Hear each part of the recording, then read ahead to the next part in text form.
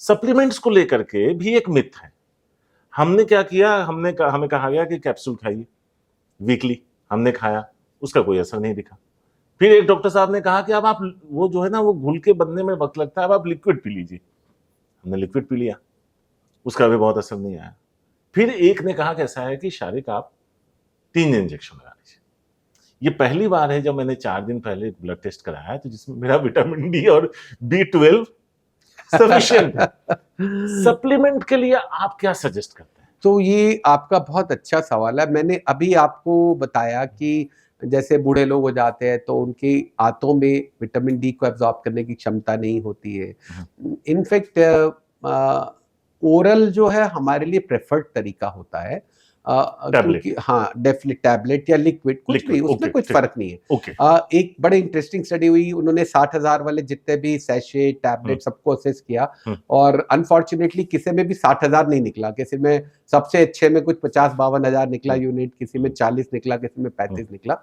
But अगर आप 60,000 भी रोज भी खाते रहे तो टॉक्सिसिटी नहीं होती है। तो पहली बात तो ये है कि बहुत ज्यादा इंजेक्शन से टॉक्सिसिटी हो जाती है। दूसरी बात, एक व्यक्ति, एक इंसान जो नॉर्मल है, उसके शरीर में जब विटामिन डी जाता है तो वो एक पहले लिवर में एक्टिवेट होता है, किडनी में एक्टिवेट होता है, फिर लिवर में जाके एक्टिवेट होता है।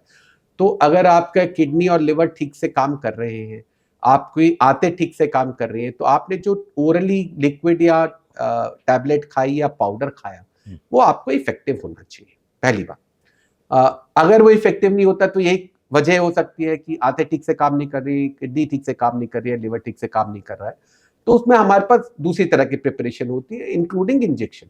पर एक नॉर्मल हेल्दी आदमी को हम एक्टिव विटामिन डी नहीं देते हैं और हम उसको इंजेक्शन इसलिए नहीं लगाते, इंजेक्शन से एकदम से आपके लेवल बहुत हाई होते हैं और फिर एकदम से फॉल करते हैं, वो सस्टेन नहीं रहते। तो बेटर ये रहता है कि अगर आपकी सिस्टम ठीक है तो ओरली ले, लेकिन अगर आपके लेवल नहीं बन रहे हैं तो फिर टैबलेट एक्टिवेटेड विटामिन डी, अब जिसको लिवर की बीमारी तो उसको अलग तरह का विटामिन डी दिया जाता है जो कि बॉडी में जिसको जो लिवर का काम होना है एक्टिवेट करने का वो पहले से एक्टिवेटेड हो।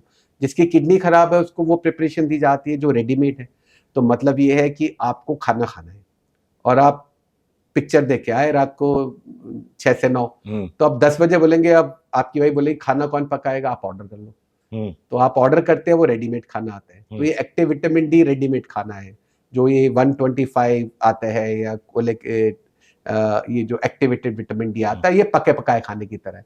और अगर आपके पास वक्त है तो आप दाल सब्जी लेके आते हैं और घर पे नौकर को बोलते हैं, कुक को बोलते हैं पकाइए, तो वो ये जो हम विटामिन डी वैसे खाते हैं या जो धूप से आता है वो बॉडी में पकता है, लिवर में जाता है, किडनी में जाता है, उस पर कंट्रोल रहता है, क्वालिटी कंट्रोल रहता है, क्वांटिटी कंट्रोल रहता है और बॉडी को जितनी जरूरत है उतनी बन जाती है। तो उस स्टेप को उसको स्लो कर देता है, बोलते ठीक है इतना खाना काफी, अभी इतना बना लिया।